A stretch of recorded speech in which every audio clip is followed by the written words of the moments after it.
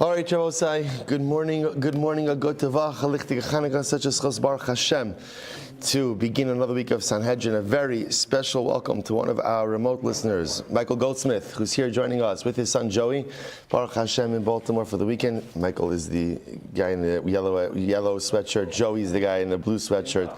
Make sure, I'm not going to make him stand up, but the colors, I would color identifying them, so make sure to give them a shalom aleichem, a warm welcome. It's to have you guys here with us today. So begin by thanking all of our sponsors for this morning share. To thank our annual Talmud Torah sponsors, the Totzim Mishpacha of Eretz Yisrael, for dedicating all of the Shurim and Drashos this year. Is a schos Besoros Tovos for all of Am Yisrael. Our Talmud Torah sponsors for the month of Kislev Abal Leilon Tova, Josh and Becca Friedman, and creation of the yard site of Josh's father Yisrael Yehuda Ben Rav Chaim Rafael, for the schus of the safe return of our hostages and the security and safety of all of our soldiers. Sammy and Malka Esterson for dedicating the Shurim this month in memory of their parents, Yitzchak Leib ben Aaron HaKohen, Sarah Rachel Bas Baruch Avram, and Hinda Bas Henach Ephraim, and in memory of their dear friend, brave soldier, beloved husband and father and skilled physiotherapist, Naftali Gordon, Naftali Yonah Shemicham Dama, Ben Beatrice Miriam, and Daniel Yigal. Our week of learning sponsors, Bruce Levin, in the merit of Avital Kala Bas Tova Batya, Zichron Livracha, and Paul and Kathy Pollack in memory of Paul's aunt, Esther Bas Zecharia. We hope that in the merit of our Talmud Torah, all of the Neshama Slav and Aliyah, the families in Nechama, all those who need a refuah should have one together with Kol Cholei Yisrael. The Ribbon Shalom should bring home our hostages, B'Shalom and B'Karav, and allow our holy soldiers to be successful. B'Chol Maaseh Yedehem. But with that, let us begin. We have a beautiful daf ahead of us today, really incredible daf actually ahead of us today. Today's daf is Yud Beis 12. And we are picking up, yesterday Avram Silber gave shir. He did a great job, covered a lot of ground and not a lot of time. Made his father proud and put him to shame at the same time. So, guys, we are picking up on Yud Aleph on the days of the last line. Tan Rabbanan. Mamish got all the way through the daf. It was impressive. Tan Rabbanan. Remember again, still talking about some of the halachos concerning declaring a leap month, or it's not really called a leap month. Well, really, there's three pieces over here, right? There's whether or not to make a month a mali or a chaser, 30 versus 31 days, or 30 versus 29 versus 30 days, right? And then also, we're focusing much more over here in terms of actually creating a leap year, which means adding in an additional month. Also, it just hit me last night. I only got to sit down to prepare the daf later on last night, and it was a little bit quiet for like 30 seconds, and it struck me such a profound idea that we're doing these Gemaras of Kiddush HaChodesh, or really the Gemaras of Iber Shana on Chanukah. Again, the Yevanim wanted to wipe out three things: Shabbos, Milah, and Chodesh. They wanted to wipe out Shabbos, wanted to wipe out Bris Milah, and they wanted to eradicate the calendar. And it is incredible that thousands of years after this miracle, what are we doing? We're sitting down, we're learning Masechah Sanhedrin, and we're learning all about how to structure the calendar. Shebechol dar vadar omdim alinu lechalosina v'HaKadosh Baruch Hu masim yadav. It's incredible. Not only do we light our beautiful neiros, not only do we celebrate our victory, but we learn it. It's part of our daily lives. We're still involved in the halachos concerning the calendar, even though our enemies thousands of years ago and so many times afterwards tried to take it from us. See, the Gemara is filled with so many details, but yet these details represent the very neshama and the very strength of Klal Yisrael. Incredible. Tan Rabbanan, Eima Arinas Hashana, B'Shnei Ra'avon, top of Yud Beis, 12a. You cannot declare a leap year during a famine. During a famine, so look at top Rashi on Yud Beis Mud Aleph. B'Shnei Ra'avon lefi shekala tvua tzrichen lechol min hachadash.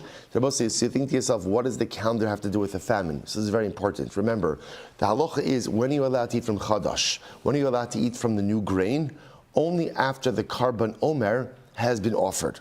Right. Remember again. So just to get everything clear, new grain represents any grain that was planted since last Pesach. So, for example, right, so you plant grain since last Pesach, Tav Shin Pei Dalet, 5784.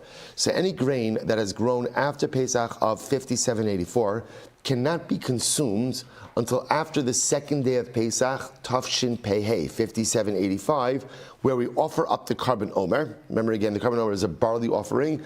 After that, Chadash, the new crop, becomes permitted. If you go ahead and you declare a leap year, so remember again, as we've seen and we'll see again today's daf, what's the leap month in a leap year? It's Adar. So you add an extra Adar, what does that do? That effectively delays the Karban Omer by an additional month. Well, in a famine here, where food is scarce, delaying the Karban Omer for another month prevents people from eating Chadash for another month. Therefore, the Gemara says, even though there might be other grounds that would require you to go ahead and declare a leap year, halacha l'maisa, if it's a famine, no leap year. Rabbi says, so Tanya, the Gemara calls a brisa. Now, interestingly enough, Interestingly enough, the Gemara says, listen to this brisa. Rabbi says as follows: V'ish ba mi bal shalisha. There was a man. Gemara is telling a story from Malachim Beis. There was a man who came from Bal Shalisha. I both say Bal Shalisha is the name of a place. And what happened? Vayavo le'isha Elokim, vayave le'isha Elokim lechem bikurim, esrim lechem sorim. So we'll say, so this is talking about Eliyahu Navi. So there was a guy who came from Baal Shalisha, and he brought to the Ish Elokim, to the man of God, lechem bikurim esrim lechem sorim karma. Fine. So the Gemara says, ve'in lecha kalash b'chol Eretz Yisrael levashal perosea. Goes to Baal Shalisha. Now Baal Shalisha was apparently an area in Eretz Yisrael where the crops matured at a relatively fast pace. That's where they had the earliest blossoming crop. Va'afa pikein lo bichra ela min echad. And yet, interestingly enough, in this particular scenario, only this seorim, only the barley had matured. So the Gemara says, Shema Tomar chitim. Maybe you'll say, oh, it must have been wheat. No, Talmud Lomar seorim. It was barley. Shema Tomer Lifnei Omer. Maybe you'll say that this occurred before the Karban Omer. Now, by the way, if you look at Rashi for just a moment, Rashi says Lechem Bikurim, Lechem Aviv, Mashma She'achshav Hayim Mevaker. So in the story, this man is bringing Eliyahu Hanavi, and he's bringing him crop that the earliest, not blossoming is the wrong word. What am I looking for? What? Ripening, yeah, ripen, maturing, sprouting. Come on, Chavra, get your agricultural terms together. What's going on over there? Good, okay, fine. Sprouting, blossoming, good, maturing. So he's bringing him. I don't know what the right term for like wheat is, but okay, we'll call it maturing. So he's bringing him the earliest maturing, blossoming, sprouting crop. And what is it? It's barley. Shema Talmud Lifnei Omer. Maybe you say this is occurring before the Omer was offered. Talmud Lomar. Therefore, the pasuk says, "Tein la'am v'yochlu achar ha'omer." So, Tein la'am v'yochlu achar ha'omer haya. Emer me'ata. What do you see from here? Ru'uya haisa osa shah shetis aber. What you see from here is, again, I was talking about a year of famine. So you see from here, this was a year that could have been made into a leap year. I'm sorry, that wasn't Eliyahu, it was Elisha.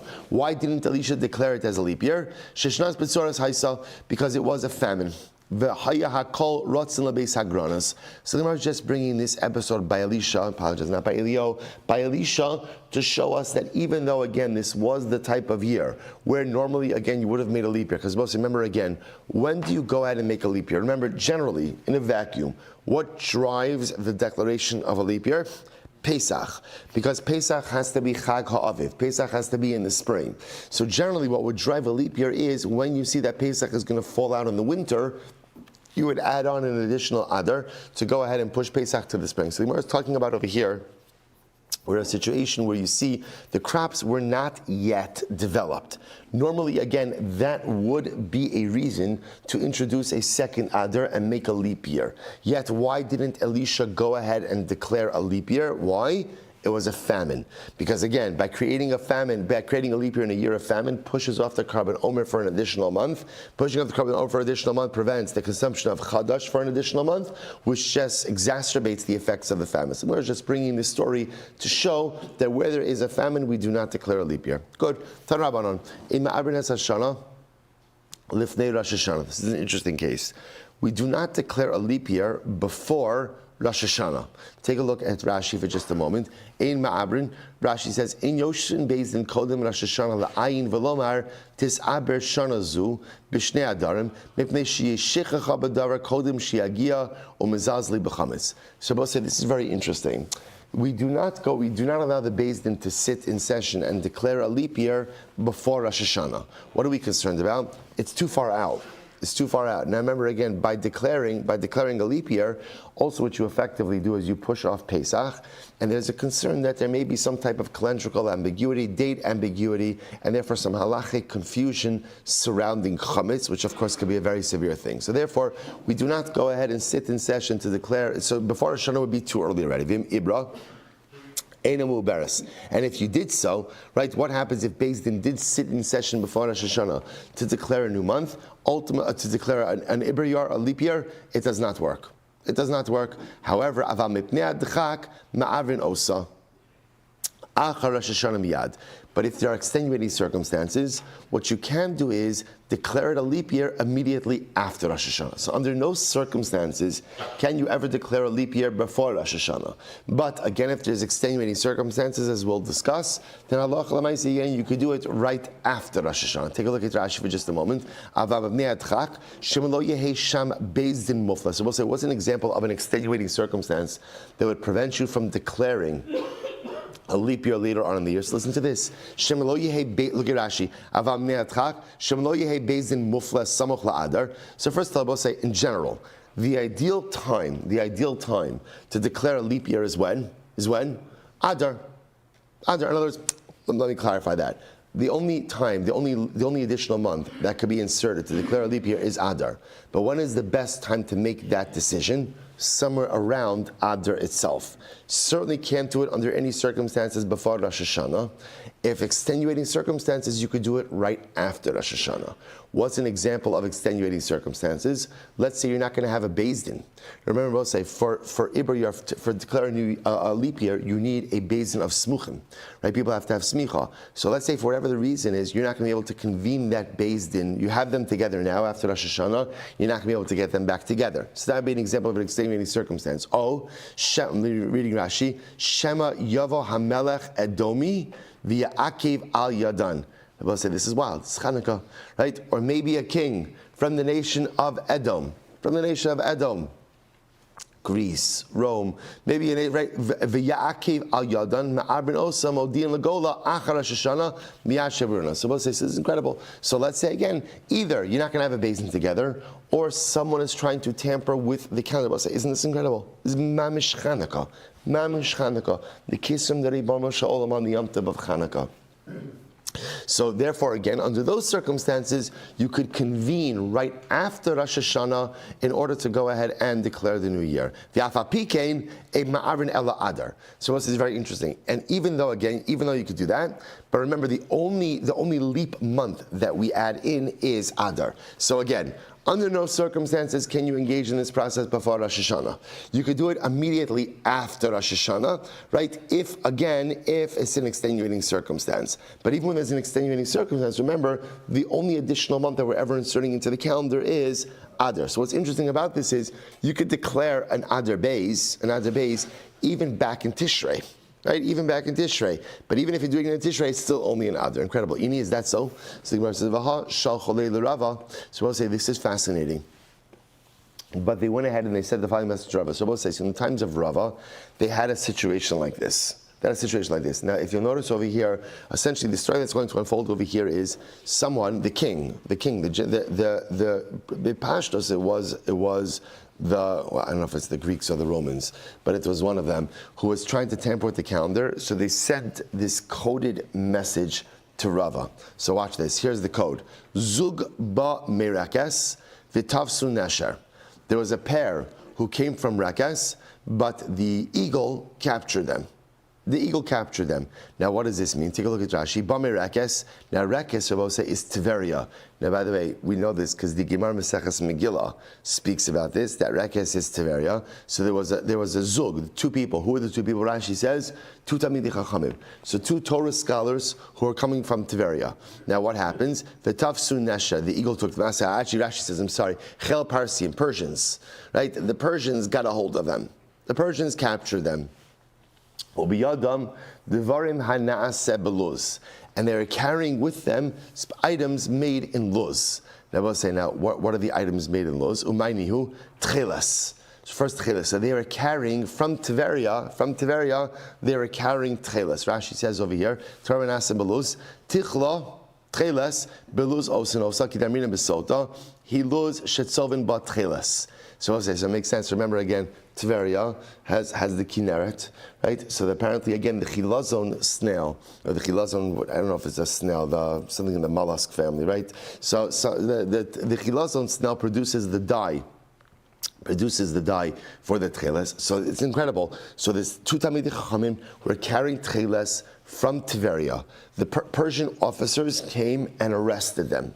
So the Gemara says, so umayni hu tcheles b'schus harachamim u'b'schusam yatsu b'shalom. This is incredible. So literally again, b'schus harachamim, because of divine compassion, u'b'schusam, and in their own merit, yatsu b'shalom. These two Talmidei Chachamim were able to escape from this encounter, unharmed. I will say, by the way, that phrase by itself is so profound as well. You see from here what? A tremendous Musar Haskell. That in order to be successful in life, you need two things. Schus Rachamim and Zechusam. You need HaKadosh Baruch Hu, but you also have to put in your own work. Sometimes in life we make the mistake of just putting everything in the hands of Hashem. And while it's true that the Ribono Shel Olam controls all of the results, and HaKadosh Baruch Hu controls all of the realities, at the end of the day, life demands of us to invest ourselves into creating our own realities as well. You cannot just sit back, relax, and enjoy the show of life. A person has to put in maximum effort, while recognizing that even with that maximum effort, ultimately success cannot be realized without HaKadosh Baruch Hu. That phrase is so profound. B'schus rachamim u'b'schusam. Because of HaKadosh Baruch Hu, and because of them, yatsu b'shalom. They were successful. In other words, they escaped. Va'amusei Yirechei Nachshon Bikshu Likvoa Nitziv Echad Velo Henichan Adomi Halaz. Okay, so now we come to the part of the story that is relevant to our sugya. Now what happened? Va'amuse means afterwards, right? Va'amuse Yirichei, and afterwards officers of Nachshon. Right? Amuse Yiriche Nachshon. So afterwards, officers, the descendants of Nachshon. Who are the officers that are the descendants of Nachshon? Look at Rashi, right across in Rashi. Amuse Yiriche Nachshon, Nasi Sheveretz Yisrael, Shumizar Nachshon ben Aminadav, Rishon L'Nesiyim. Right? The first of the Nesiyim. Also again, Chanukah again, right? Also all the karbanos of the Nesiyim. All the Kabbalah of the Nesiyim, right? Nachshon ben Aminadav, one of the Nesiyim. So they called the Nasi of Eretz Yisrael a descendant of Nachshon ben Aminadav. So the Nasi of Eretz Yisrael, what did he want to do? He wanted Bikshu Likboa Nitziv. He wanted Nitziv Echad. He wanted to go ahead and add on or establish an additional pillar.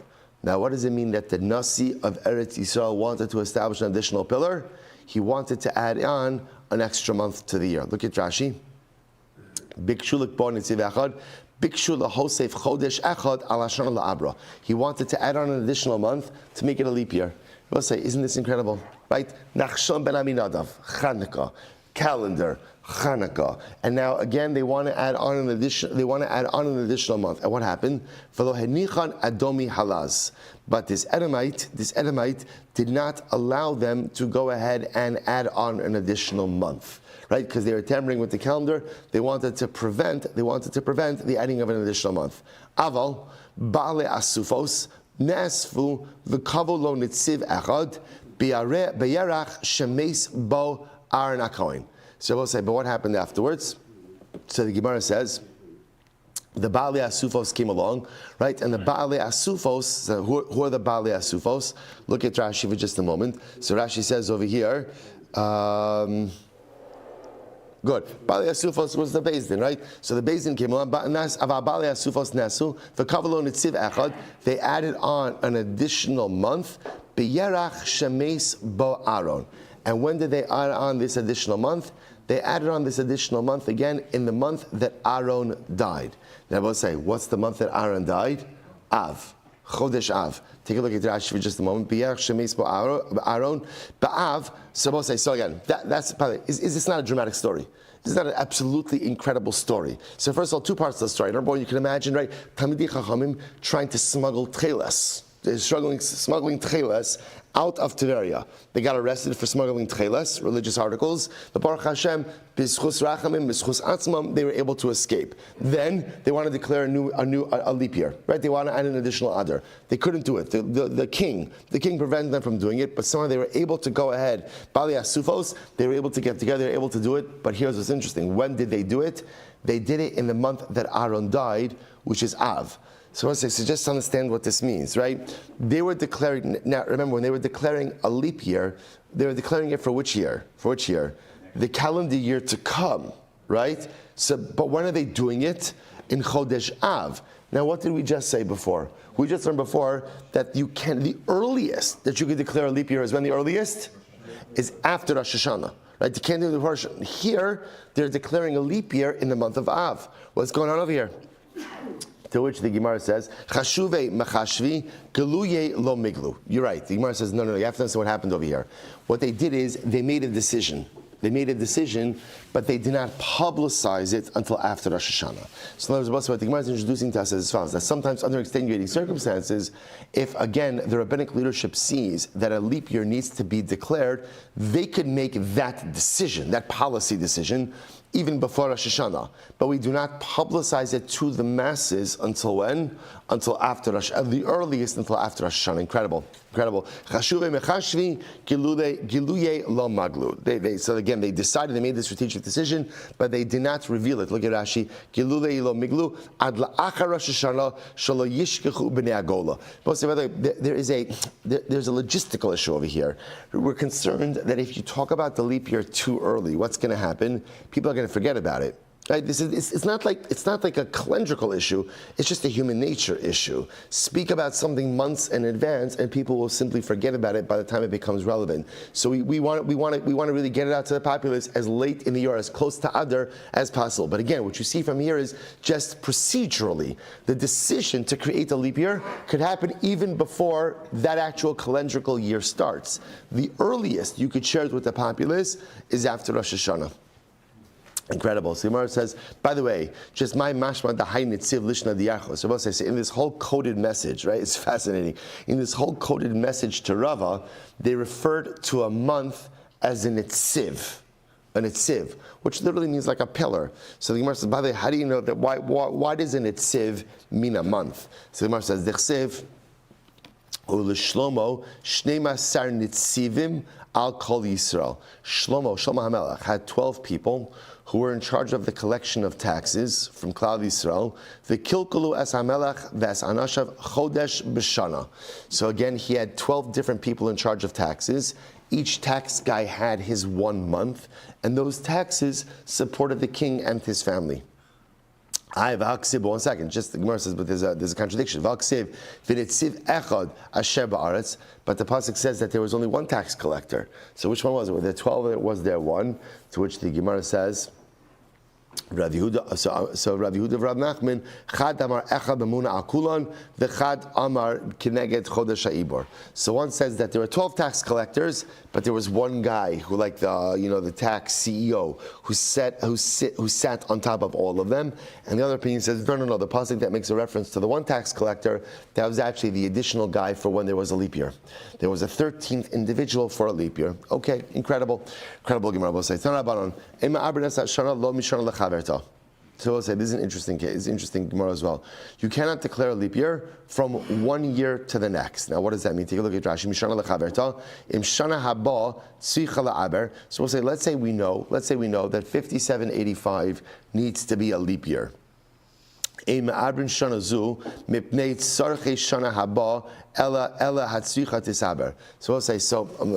it differently. Let's say we know already, looking at the calendar, that 5786 is going to need to be a leap year. So have a great chap. You know what? I could accomplish the same thing by what? Making 5785 a leap year. In other words, just add on an extra adder over here, and that'll course correct for next year. We don't do that. Rather, again, the only time we make in other words, if a year needs to be a leap year, we only make it in that year, even though we see that, again, I know 5786 is going to need to be a leap year. We don't say, hey, just do it this year, let it correct. Rather, only the year itself that actually needs to be a leap year is the one that we make into a leap year. That's incredible. So we'll say, I think that there's a tremendous Musar Haskell in this also. You know, life is about this incredible, delicate balance between present focused and forward thinking. And sometimes we become so hyper focused in planning for the future that we forget to maximize the present. I remember a number of years ago, I saw a beautiful piece by Rav Aaron Lichtenstein, Zecher Tzadik Livracha, where he referred to the fact that many of us live with a 401k mentality, right? What's the 401k mentality? Everything is about my retirement. Everything is about my retirement, right? How much money I'm going to have in my retirement, what I'm going to do with my retirement, how I'm going to live with my retirement. And Rav Lichtenstein was pointing out that it presupposes, number one, that you're going to live to retirement, right? Right? That's number one. And number two, that the circumstances of your life are not going to dramatically change between now and then. And he says people place so much emphasis on what they're going to have in retirement and the life, right? The dreams and the life of retirement that they forget to maximize the present. On the other hand, just to live in the present with absolutely no regard for the future is, of course, unhealthy and irresponsible. So, you know, there's a Gemara like this, most beautiful Gemara. The Gemara says, David HaMelech asked the Ribono Shel Olam, when am I going to die? So Kadosh Baruch Hu told David, you're going to die on a Shabbos. David HaMelech says, I don't want to die on Shabbos. He says, let me die on Sunday. He says, you can't die on Sunday, because by Sunday already, the Gemara says, Kvar higia eis Shlomo bincha limloch. By Sunday already it's time for your son Shlomo's monarchy. Vein malchus nogia b'chaver tafilu k'malinema. One monarchy cannot overlap with another monarchy, even a hair's breadth. So David says, no, okay, fine, I'll die on Erev Shabbos. Let me die on Friday. So Kadosh Baruch Hu says, David HaMelech, Tov yom echad b'chatzerecha. One day of your life in this world is more important to me than the tens of thousands of karbanos that they will bring in the Beis HaMikdash that your son Shlomo is going to build. One day of life, a maximization of the present could sometimes be more powerful than an entire unscripted future. So there's this incredible balance. You have to be forward thinking, but sometimes we become so forward thinking that we sacrifice our present for the sake of some future that may or may not materialize the way we want it. So do you have to plan for the future? Absolutely. But my planning for the future can never be at the expense of the maximization of my present. So I know that 5786 has to be a leap year. We'll deal with it then. And we'll say what that means is that sometimes it's tempting to try to deal with problems before they occur, right? It's good to be a forward-thinking person. Sometimes you can't do that. Sometimes you just have to maximize what you got in front of you, live the life that you have. When the problems come up, when the issues come up, you'll deal with it then. Because if you try to proactively deal with every single issue, right, solve every problem before it surfaces, right, go ahead and plan for the future so that nothing goes, you sacrifice your present. So the Gemara says, when it comes to a leap year, we'll deal with it when we have to. Right now, maximize the year, maximize the time that you have in front of you. Such an incredible Gemara. Furthermore, this is interesting, you cannot create 3 consecutive leap years. Right? Now, both say, now the truth is, that makes a lot of sense. Why can't you do that? Because at the end of the day, then you're going to irreparably damage the calendar. If you look at Rashi, Rashi says, "V'lo shalosh shanim zuach harzu, shimkei mishtanos hashanim mitikunam, ubalo nisan hashlishi be'emtza kayetz." Right? If you make 3 consecutive leap years, Pesach will fall out in the summer. And then again, I will say, once you do that, you're not. You won't really be able to course correct. So therefore, again, can't do 3 consecutive leap years. Incredible. Okay, so we'll say, watch this. I'm Rabbi Shimon. So Rabbi Shimon says, really? We'll say, get ready. I feel like I should give everybody a break to get a refill on the coffee. Right? Get ready for this Gemara. This is crazy. So I'm Rabbi Shimon. Ma'aseh Rabbi Akiva.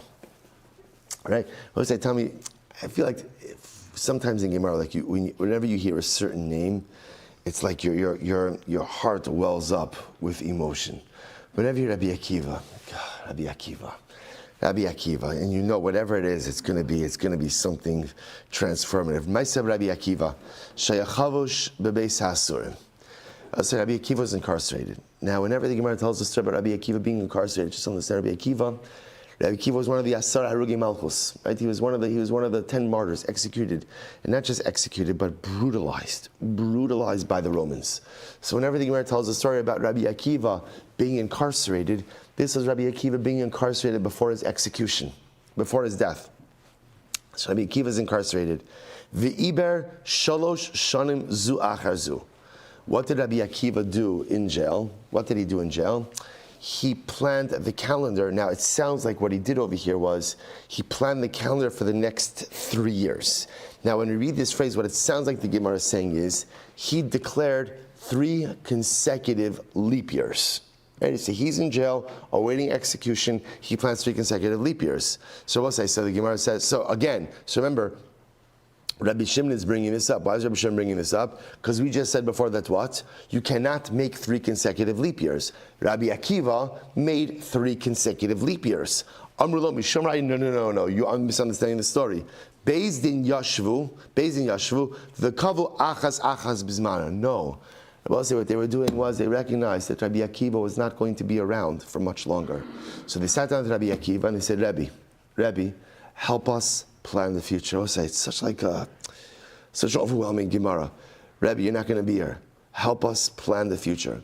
So Rabbi Akiva scripted the next 3 leap years. They weren't consecutive, however they were spaced. The next 3 leap years, Rabbi Akiva was on. So we'll say, Rabbi Akiva was taking care of Klal Yisrael even when he was not going to be here. So he sat down and he organized the calendar. I will say it's also very profound, that what is Rabbi Akiva busy with when he's in jail? When he's in jail, what is he? He's busy with time, with the calendar. See, Rabbi Akiva, I think, was also teaching us was the one thing you always control in this world is how you use your time. You can't always control your parnasa. You certainly can't control your health. There's a lot of things in this world that you can't control. But how you use your time, how you use your calendar, right? How you set up your years, that's up to you. You're right. You may be compromised in many different ways.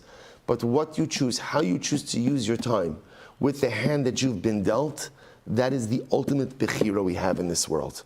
Rabbi Akiva is sitting in jail, awaiting execution at the most barbaric, the hands of such barbaric tormentors. And what is he doing? Time, chavra.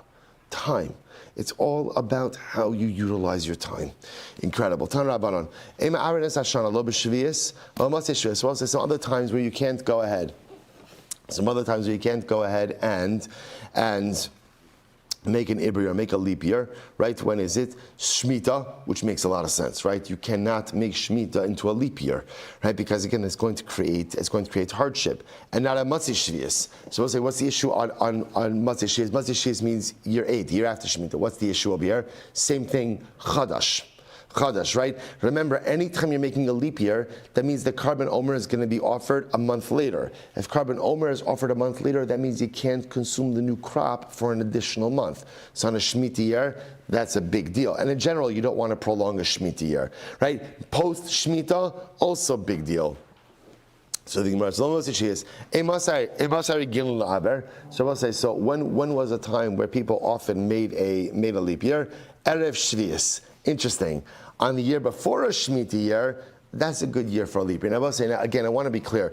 Remember, the only reason you're really making a leap year is because of this whole Pesach Chag Aviv thing.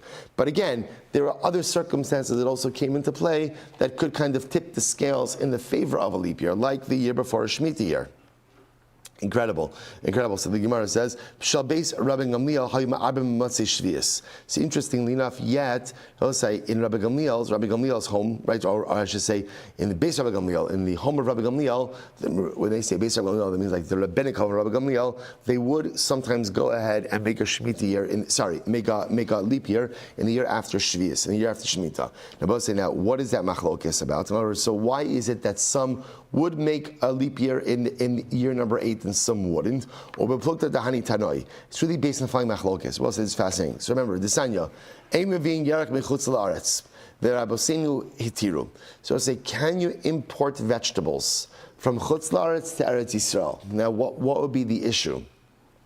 So it's machlokes. Some say yes, some say no. And I understand the ability to go ahead and import vegetables, right, from Chutz La'aretz to Eretz Yisrael will make a dramatic difference for year number 8, right? Because again, in the Shemitah year itself, you're still kind of okay, right? Why are you okay? Because remember again, you have the previous year's crop and whatever grows from the land by itself. In year number 8, that's the year where again, you have not worked the field on year number 7. So the ability to import produce from outside of Eretz Yisrael was a big deal. Says Machlokas, can you import non-Eretz Chutz La'aretz produce into Eretz Yisrael? Machlokas. What's the Machlokas? Rabbi Yirmiyah Choshishin Legusheyan Ikavenayu. So I'll say this is fascinating. What would be the issue with importing vegetables from Chutz La'aretz to Eretz Yisrael? So remember again, Chazal made a general takana that the earth, the soil of Chutz La'aretz is tamei. Now, why is that? Because in Chutz La'aretz, outside of Eretz Yisrael, people were not careful about where they buried the dead. So in general, there's a general rabbinic tumah. We've seen this many times before. General rabbinic tumah on soil of Chutz La'aretz. So what's the concern? Sometimes when you import vegetables, right? What do vegetables come with? They come with like their dirt. So the question is, do we want importing vegetables to Eretz Yisrael, knowing that that you may end up bringing in some dirt along with it, which could cause the proliferation of tumah in Eretz Yisrael. So one opinion says we are choshesh for that, and because we're choshesh for that, we're not importing vegetables. Because we're not importing vegetables from Chutz La'aretz, therefore again, do not make year number 8 into a leap year, because you're just prolonging the carbon, right, bringing up the carbon omer and consumption of chadash. Other opinion says, no, we're not worried about that. We're not worried about the dirt of Chutz La'aretz coming into Eretz Yisrael, and therefore again, you can import vegetables. Because you can import vegetables, therefore again, there is a more steady food supply. Take a look at Rashi. Choshishin Legusheyan. Rashi says, Shema Yavi Ima Mogush Eretz Ha'amim Shematame Ba'ohel V'Tame Taros Shal Eretz Yisrael. Fine. So let's go back there. Tana Banan Ema Abrines Hashanim Me'atuma. So this is very interesting. This is fascinating actually. We do not go ahead and create a leap year based on Tumah. Now what does this mean, Me'atuma? Look at Rashi. This is Rashi, 4 lines up from the bottom. Kigon, Shahaya Nasi Cholet. This is fascinating. You must imagine the following situation. The Nasi, who's the head of Eretz Yisrael Jewry. By the way, you could put Melech, king, in there also. Someone who is very important, and whom, when he dies, everyone is going to go to his levaya. Watch this. So, for example, let's say the Nasi is very ill. V'amdu alamos erev Pesach, o shnei yamim kodim, v'yu tmeim, o shahaya ruban tmeim besof adar, v'kol sa'afar apara, v'in yicholim limtso achsha para aduma, ema abrin bekach ele yasu b'toma. All right, so we'll say this is a fascinating case. So here's the scenario. Let's say we know that Klal Yisrael, the majority of Klal Yisrael, is going to be in a state of tumah by the time Pesach comes around. Now, how could that happen? That could happen as either, again, somebody very important is going to die, everyone's going to go to the levaya, so we know, and let's say, again, the way it's going to work is there's not going to be time to become tahar before Pesach starts, or the Klal Yisrael is tamei, the majority is tamei, and there's no more para aduma ashes. Remember, there's only way to become ritually pure from corpse tuma, which is para aduma. Either way, we're facing a circumstance where halacha l'maisa, the majority of Klal Yisrael is going to be tamei when Pesach comes around. So I would have felt like this. This is high time for a leap year, right? Because what could I do? Insert another adar, push Pesach a month later, and what? Everybody will have time to become tar. So the Gemara says, no, we don't do that. Halacha l'maisa, we do not make a leap year because of tumah. So what do you do? So what happens then? What happens? Carbon Pesach is offered b'tumah. We both say there's a concept, and we're going to get into this more in just a bit, but there's a concept that when the majority of Klal Yisrael is tamei, we have the ability to do Carbon Pesach even b'tumah. We'll see the mechanics of that in just a little bit. So the Gemara says as follows. So therefore, so again, we do not declare a leap year just because the majority of Klal Yisrael is tamei, and declaring a leap year would give them time to go out and become tar. Rather, we just offer up the Carbon Pesach in a state of tumah. Incredible. Rabbi Yehuda says, not true. We do. Tumah is a good reason to declare a leap year, and therefore, again, Allah will add an additional month in order to give people time to become tar. So the Gemara says, Rabbi Yehuda says, I'll give you a Maisa. Maisa b'Chizkiya melech Yehuda. This is incredible. A Maisa b'Chizkiah, right? There's a story about Chizkiah Melech Yehuda. She'iber es hashana mipnei atuma. He went ahead and he made a leap year because Klal Yisrael was tamei. Now what happened? Why was Klal Yisrael tamei? Look at Rashi, second to last line mipnei atuma. Shenitmu b'mei achas aviv me'avodah zara shelo chasheshu l'Torah v'Chizkiah machziran lemutav. The Yada shelo yaspiku kulan lavo v'litar ad pesach v'ibra hashanas. Let's listen to this.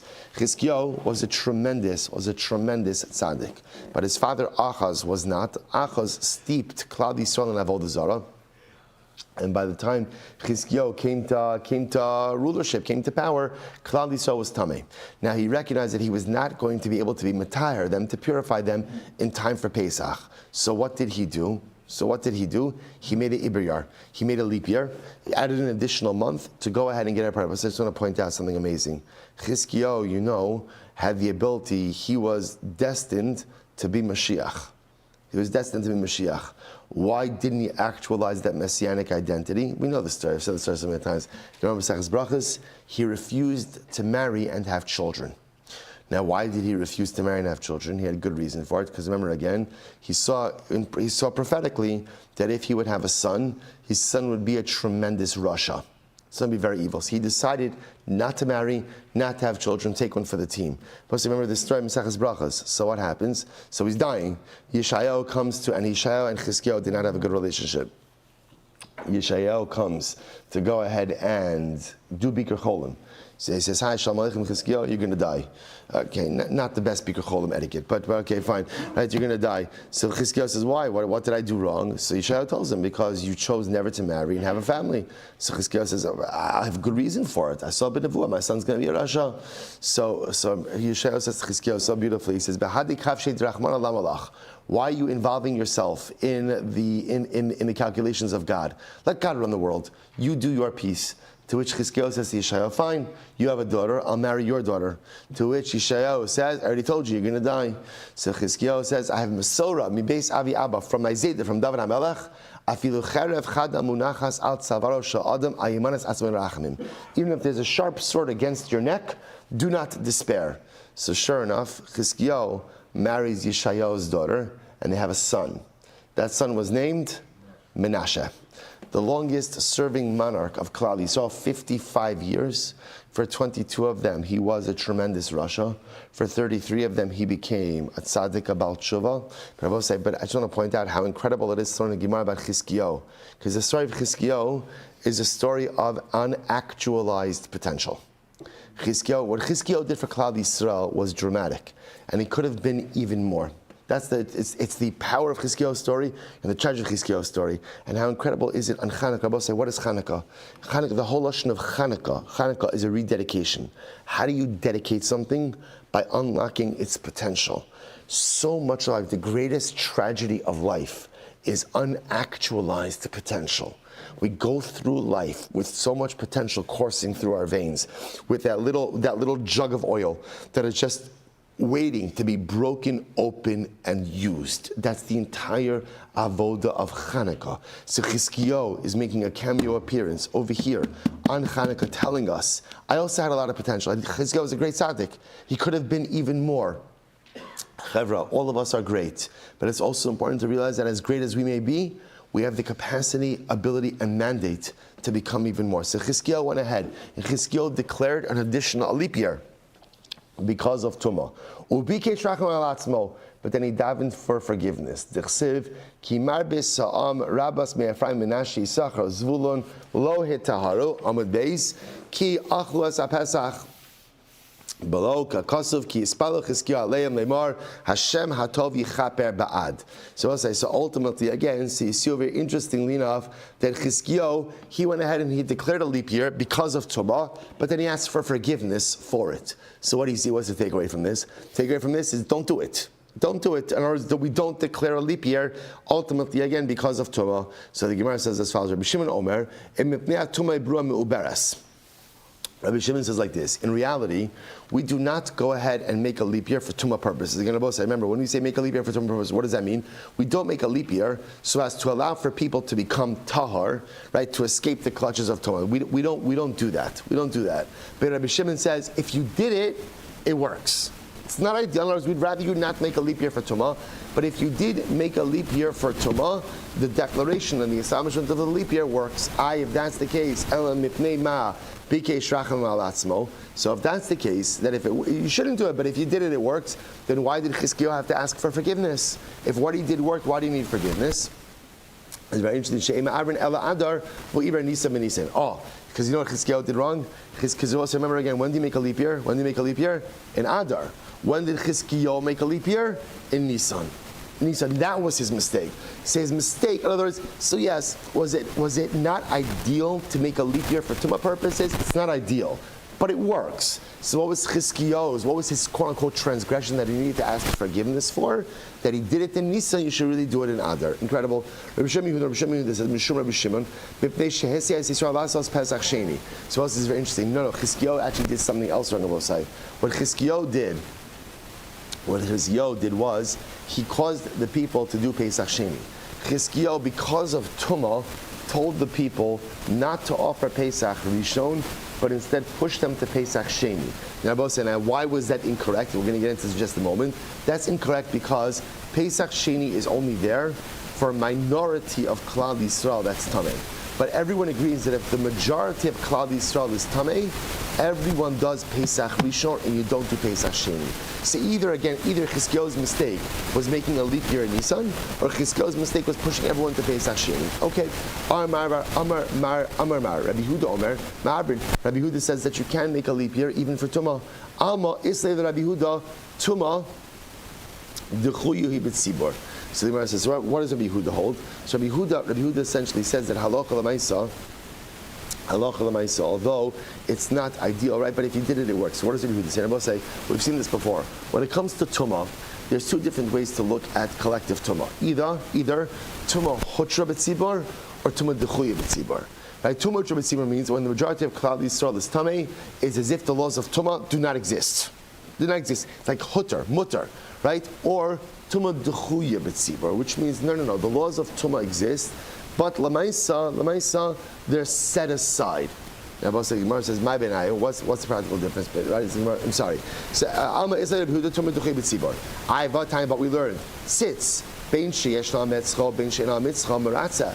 Rabbi Shimon says. Rabbi says, remember again, what takes care of Tumah specifically? Again, Tumah in a sacrificial realm. So the tzitz, the head plate of the Kohen, right? When the Kohen Gadol wears the tzitz, that takes care of any type of accidental Tumah when it comes to karbanos. And that's true whether the Kohen Gadol is wearing the tzitz or not wearing the tzitz. That's Rabbi Shimon. Rabbi Yehuda says, Odo ametzcha meratza, ein odo ametzcha meratza. No, if the Kohen is wearing the tzitz, then the tzitz will go ahead and atone. But if the Kohen is not wearing the tzitz, it does not atone. Rabbi Shimon, Kohen Gadol b'Yom Kippur yochiach. So Rabbi Shimon says the Kohen Gadol on Yom Kippur will prove this point. Why? She'eno ametz chomeratza. But said the Kohen Gadol does not wear the tzitz on Yom Kippur. Why not? Because remember again, the tzitz was gold. The Kohen Gadol does not wear the golden tzitz when he goes into the Kodesh HaKadoshim on Yom Kippur at all.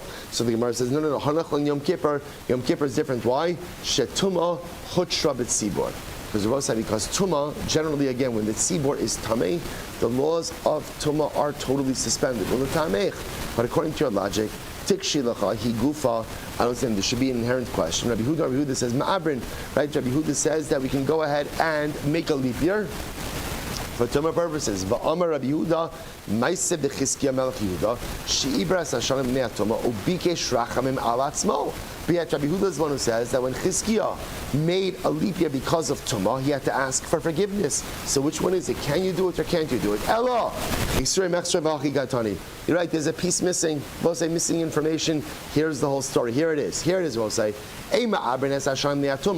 Ideally, we do not make a leap year because of Tumah purposes. In other words, we don't add in an extra month just to allow people, or even the rove, to become tahar v'im ibruha meuberes. But if you did it, it works. So making a leap year because of Tumah is not ideal, but if you did it, it works. Rabbi Yehuda says, Ein meuberes. Rabbi Yehuda says it does not work. It does not work. So now we've clarified the position. So Tanakama holds that you shouldn't make a leap year because of Tumah. But if you did it, it works. And Rabbi Yehuda says it does not work. It does not work. Iachi, Rabbi Shimon Omer, Im mipnei Tumah ibruha meuberes.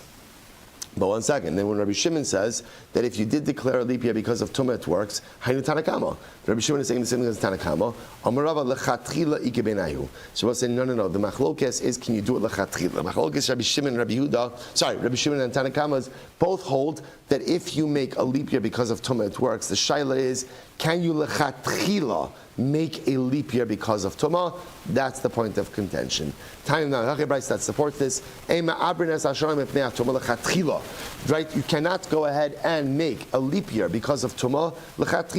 Rabbi Shimon Omer Ma'abrin. Rabbi Shimon says, yes, you can. You can even go ahead and make a leap year lechatchila because of Tumah.